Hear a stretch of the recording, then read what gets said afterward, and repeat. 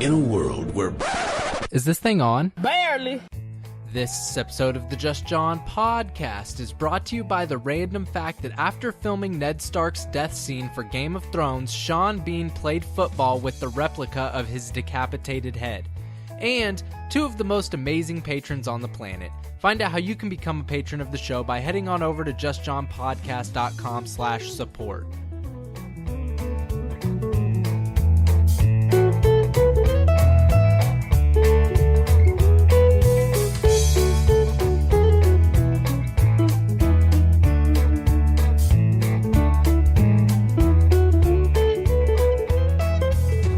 What up, homies? I'm your host, John Medina, and this, my fine ladies and gentlemen, is the Just John Podcast, episode 39 for the week of May 21st. Today on the show, Prison Break, Civ 6, the death of Flash, and more. Do the chickens have large talons? 48-year prison break. A boat repairman well known in his small Connecticut town was exposed last week as a robbery convict who escaped 48 years ago from a prison work camp in Georgia. Robert Stackowitz, 71, was arrested last Monday by Connecticut state troopers and U.S. Marshals at his home in Sherman, a town of about 3,600 people along the New York border. He had been serving a 17-year sentence for robbery in August of 1968 when he escaped from the infirmary at a prison work camp in Carlton, Georgia. He was charged with robbery by force in 1966 in Henry County, Georgia. He was detained on a $75,000 bail and is expected to be sent back to Georgia in the coming weeks. Look, I understand. I know the purpose of prison is to punish you for your crimes. That's why they send you to prison. But the underlying purpose of prison is to change who you are, right? To teach you that what you did was wrong and that you cannot be a productive member of society if you do whatever crime in question it is again, and that when you are released from prison, you will be able to be a functioning member of society again. That's the whole purpose of prison. And I understand that escaping from prison is another crime and that the punishment for that, I think, is a life sentence. I'm pretty sure that's how that works. I'm not 100% on that, but like 90% sure that if you escape from prison and you're recaptured, you get a life sentence in prison, which, I mean, dude's like 71 years old, so a life sentence for him isn't extremely long, but he's still going to end up probably dying in prison because of this. But the messed up part about this story is that he spent 48 years being a productive member of society. He started his own boat repair business, he lived in this small town, and as far as we know, he never committed another crime. So even though he only spent 2 years of his 17-year stint in prison actually in prison, it was effective, right? He went to prison, did not like prison, escaped from prison, which, okay, yes, I know that's a crime, but he never committed another crime. He started a business, and he became a functioning member of society, which is the whole point of prison in the first place. And I know they want to make an example of him because he escaped from prison and they discovered him, so they can't just let him go because there is a warrant out for his arrest. But I think it's a little messed up that because the prison system worked for once in our lives, and that this guy left and became a functioning member of society and did not commit any more crimes, that they still want to take him back to prison. I just don't understand the logic in it. And once again, I know he committed another crime by escaping from prison, but that was 48 freaking years ago, dude. Like, if you're being a productive member of society, you're not committing crimes, let it go. Don't waste taxpayer money to put a man back in prison that does not need to be in prison. The Force will be with you. Always.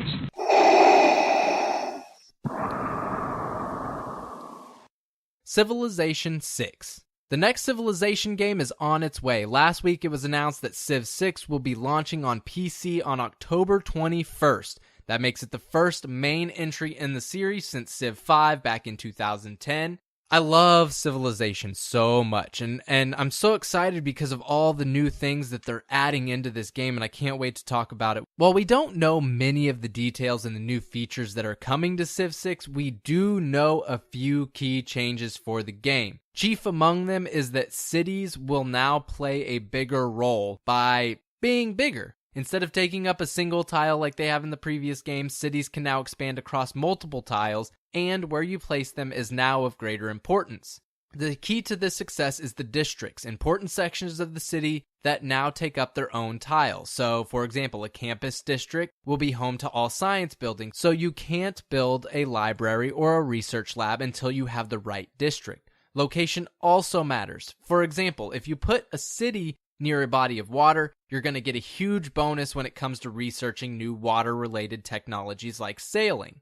Every tech in the game has these specific boosts, so depending on where you want your powerhouses to come from, you will want to strategically place your cities in different locations. Another big change that's coming to the game is the historical figures that you'll be playing against. Civ 6 introduces a new concept dubbed dynamic diplomacy, which basically is a motivation for the AI characters that change over the course of the game, based on how you interact with them. Developers were quoted as saying each leader has a historical agenda that's associated with them that reflects in some way who they were in history. Now, these agendas will influence their behavior, which can change depending on what you do as a player in the game. For example, if a character is obsessed with building wonders, like the pyramids and Stonehenge, and you're building a lot of them as well, your relationship with that character is going to be strained because they don't want you taking all of their glory. This is also going to help make each game different and more unique, because in the past you didn't really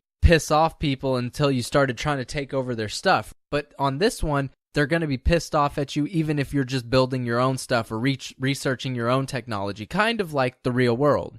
But overall, those are just some minor developments, and while they're exciting, they're not massive changes to the game. But did the game really need massive changes? Of course, they tweaked some stuff to make it a better game, and it'll have better graphics and yada yada yada, but I mean, Civ 5 was a great game. It sold more than 8 million copies in 6 years, which for a computer game that's pretty hefty. That's not that bad at all, really. And there's no point in radically changing the game that's going to upset your core consumer base that's going to buy your new game. And granted, you may attract some new players, but your chances of attracting as many players as you turn off by completely rearranging the game and changing everything about it is slim to none. So I think that's why they didn't change a lot about actual gameplay and the whole premise behind the game. It's kind of like that whole Doom situation. People wanted a new Doom game that was like the old Doom games, but just updated with better graphics and just minor little tweaks and stuff here and there, and they did it, and it's a great game. If they would have, when they tried to make completely different Doom games that didn't follow with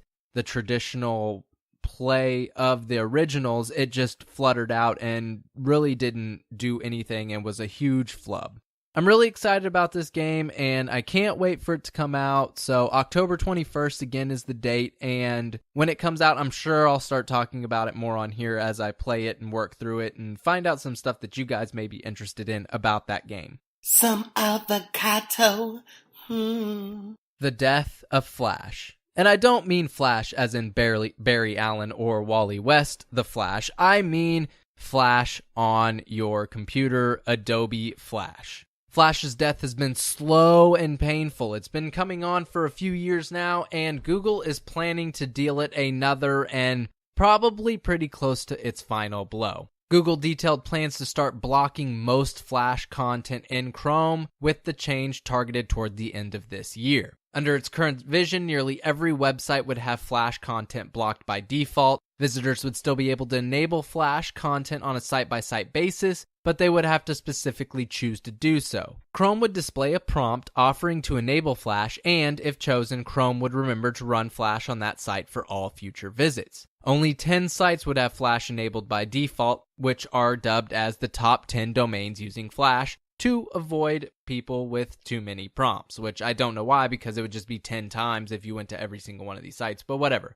Those sites include YouTube, Facebook, Yahoo, Twitch, and Amazon, but they'll only have a 1-year exemption. After that, they'll have Flash blocked by default, just like everyone else. I do want to point out that one of the sites that's not going to immediately have Flash blocked by default is YouTube, which is a site that's owned by Google, which is the company that is initiating this whole entire thing. I think that's a little weird. I honestly didn't realize that YouTube still used Flash. I thought it was all HTML5 by now, but whatever, I don't know. But I thought that was kind of funny and a little weird and interesting, I guess I could say. To further encourage the change, Chrome won't simply be blocking Flash, it'll just pretend like Flash isn't even installed. So if a website does have a backup HTML5 player, people using Chrome will see that rather than a prompt to enable Flash. If you're interested in trying this out early to see what it would be like, you can already enable the settings that Google is planning to switch over to, but they're buried inside of Chrome's preference pages. So if you go to privacy and then content settings,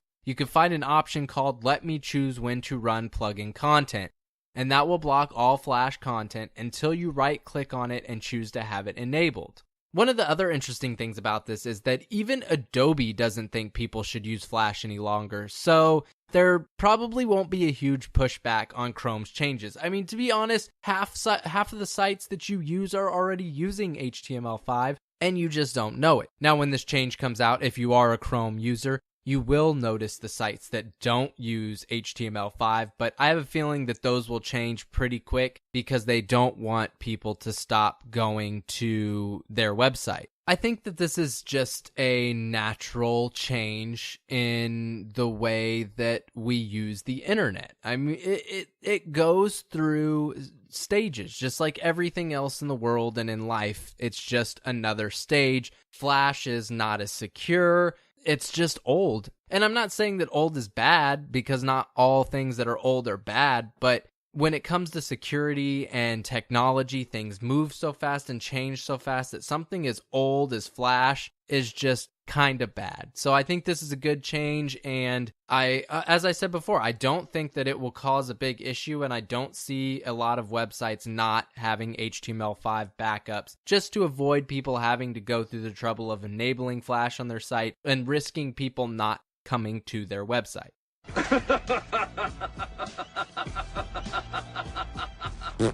Alright, we are about halfway through the show, which means it's time to play some music. If you are, or if you know an underground artist that you would like to have featured on the show, please submit your suggestions at justjohnpodcast.com/song, and I will be sure to play it as soon as I can. The song that I'm playing today is called Media, and it's by the band Zublue.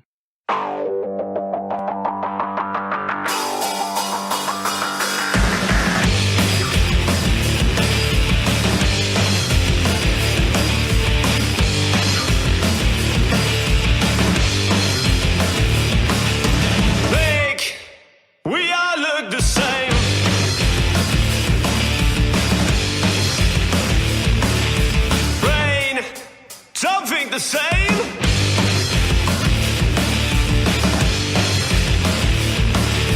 Now we're sick and tired.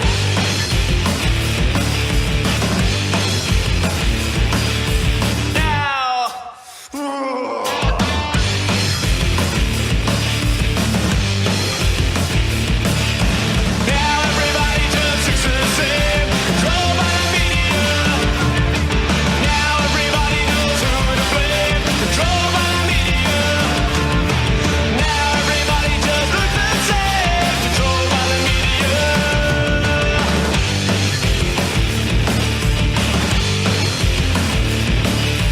Feet wear the same shoes.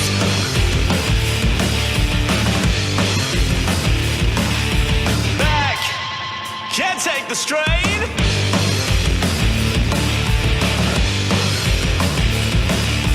Knew when we first heard.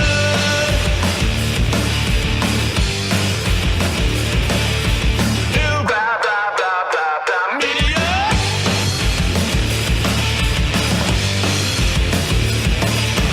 Now everybody just looks the same. Controlled by the media.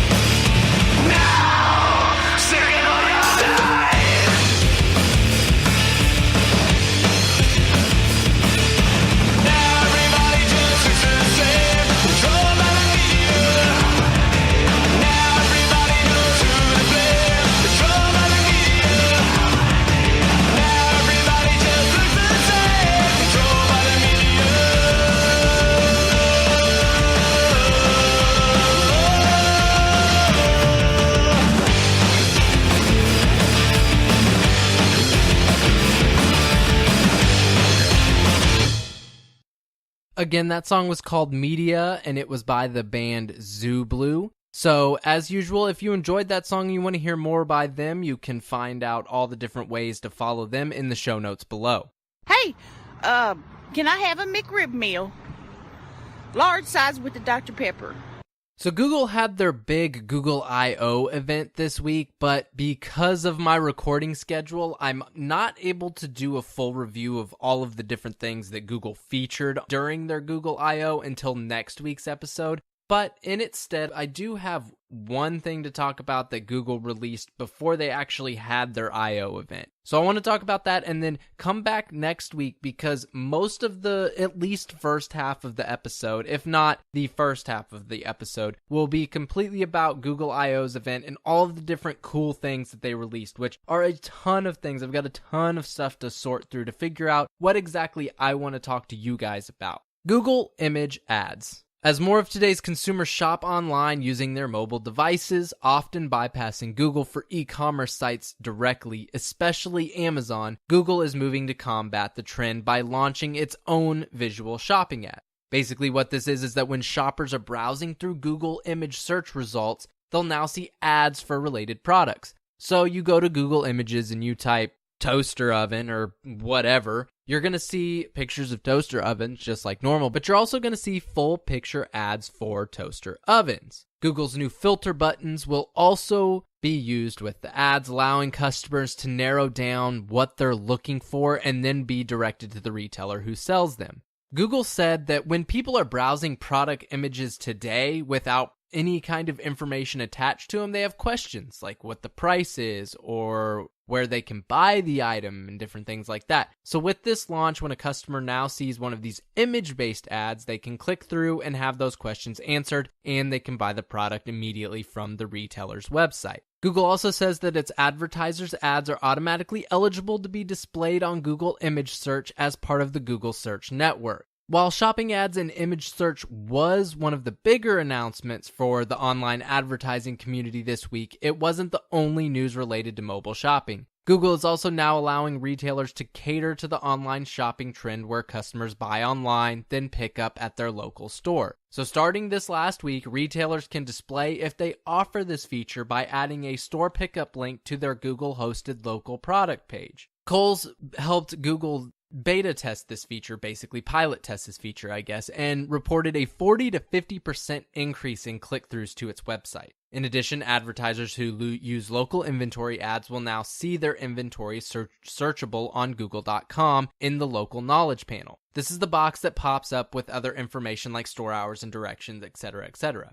We also got an update about Google Express, which is Google's same-day delivery service. Google said that mobile accounted for half of its Google Express orders. Over 50% of Google Express customers are new, and sales have grown by 18%. Google says that it's continuing to expand the service, and with the addition of 23 million coming online next month in Texas, Google Express will reach over 120 million customers. Now, I have no experience with Google Express because I live in BFE, Missouri, where Google Express will not exist for at least 5 years, if not 10 years. I'm not blaming Google for this. I'm blaming my small town that would have no reason or capability to produce next day shipping or same day delivery. The only benefit that it would have is that if the local Walmart had something in stock and you ordered it, it would be here and you wouldn't have to drive the literal 10 minutes no matter where you're at in town to get to Walmart.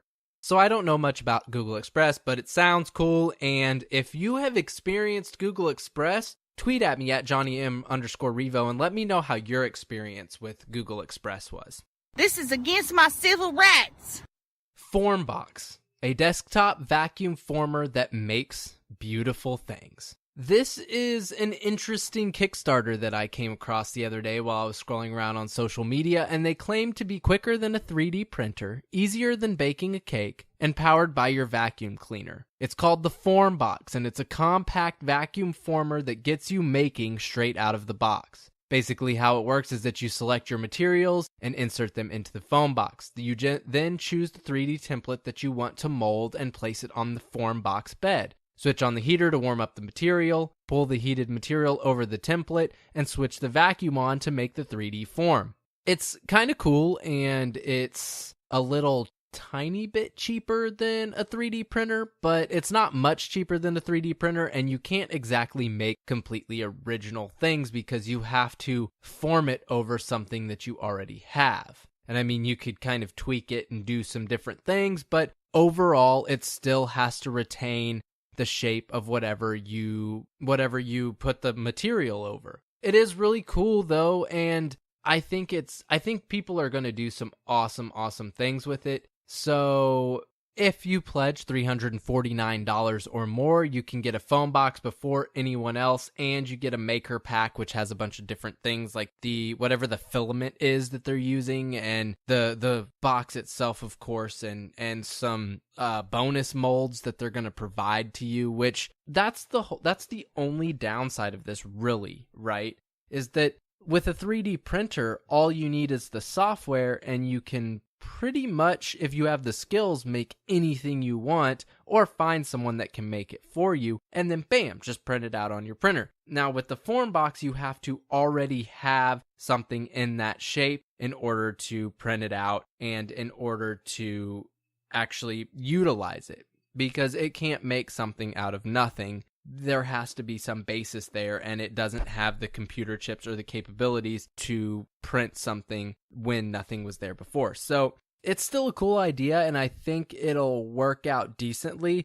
They've got a ton of support. They've got about 12 days left with their Kickstarter, and they had a $50,000 goal, and 1,345 backers have provided them with $460,265. So this is definitely happening. It's definitely being made. But it might be quicker than a 3D printer, because some 3D print projects can take almost a day, if not over a day. But you're also typically not 3D printing stuff you already have, you're 3D printing stuff you want. Now this is great for people that are making like cosplay and they need like 500 different little jewels that, well, not different, but 500 individual little jewels that all look the same. They can make it really quick, fast, and easy on here versus maybe not so easily on a 3D printer. But in terms of replacing your 3D printer,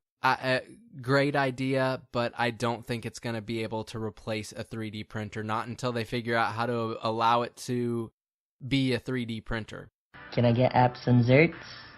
Zerts are what I call desserts. Trays are entrees. I call sandwiches Sammys, Sandoozles, or Adam Sandlers. Air conditioners are cool blasters with a Z. I don't know where that came from. I call cakes big old cookies. I call noodles long-ass rice. Fried chicken is fry chicky chick. Chicken parm is chicky parm parm. Chicken cacciatore, chicky catch. I call eggs pre-birds or future birds. Root beer is super water. Tortillas are bean blankies, and I call forks food rakes. It's about time to wrap up the show, but first, I want to do an app review. The app that I'm reviewing this week is called Punch the Trump. Of course, I downloaded it because I kind of wanted to see what it's about. So basically, you're in a boxing ring, and you just have to knock Trump out before he knocks you out. But I did have a couple things that really annoyed me with this game. First, when I downloaded it and installed it, before I even got to a menu screen or anything, I just opened the app and immediately an ad played. And that really annoyed me. I understand that the whole free-to-play model is that I don't have to pay for the game, but I have to be subject to ads during the game, and that's fine. But I think it's a really, really bad habit to hit your potential player with an ad before they even get to see the game. It's just ridiculous, and it almost stopped me from playing the game, but I really wanted to review it for you guys, so I powered through that. It's a pretty basic game. You've got 4 different controls. You can do a light right hook, a hard right hook, a light left hook, a hard left hook, and you can block. So when, Trump punches back, you can block, and then you hit him in different combos, and you can get certain amount of points. And when he gets low on health, he does this rage mode where he could annihilate you, so you definitely have to make sure to block when he does that. And for each match you win, you get a certain amount of little cash coins or whatever, and you can use those coins to upgrade. So you can get you can get brass knuckles and different things like that. And you get, depending on your score, 4 to 6 gold coins every match, and an upgrade like your brass knuckles were 10 gold coins. So it doesn't take an extremely long time to get some upgrades. And it was a decent game. I probably won't ever play it again, I'm going to be completely honest. And I hadn't uninstalled it yet. And a few days ago, I was just sitting there and this super annoying notification popped up on my phone. I got the normal notification at the top, but it also had Donald Trump's voice saying, "It's disgusting." Well, that's a horrible Donald Trump impression, but whatever. I'm not an impressionist, but it was just the most obnoxious push notification ever. And, I don't really care if I get push notifications most of the time. I either click on it or I swipe it away and I don't have to deal with it again. But that one really, really, really annoyed me. So overall, not even a game really worth downloading, but if you want to punch Trump a few times, download it and bear through the ads. Oh, speaking of ads, there's also an ad after every time you have a little boxing match, so you get to play the game for about a minute, 30 seconds to a minute, maybe a minute and a half, and then you have to watch an ad. So there's just way too many ads in the game, and it's just, overall, it's not that fun. Yeah, you get to punch Trump, cool, whatever, but just they could have done a lot better with this app, and not one of my favorite. Low energy, I'm not impressed. If you enjoyed the show, please show me some love by liking, thumbs up, subscribing, sharing, rating, reviewing, retweeting, or whatever it is that's used to symbolize the love of the show on the platform you're using to view it. You can follow me on Twitter at JohnnyM_Revo and at Facebook.com/JustJohnPodcast. You can find the show in its entirety at JustJohnPodcast.com, and you can listen to the show on SoundCloud, iTunes, Google Play Music, YouTube, Stitcher, Spreaker, or some other shit. You can email me at JustJohnPodcast@gmail.com, and remember, without you, I'm just some dude talking to himself on the internet. Until next time, peace out, fam.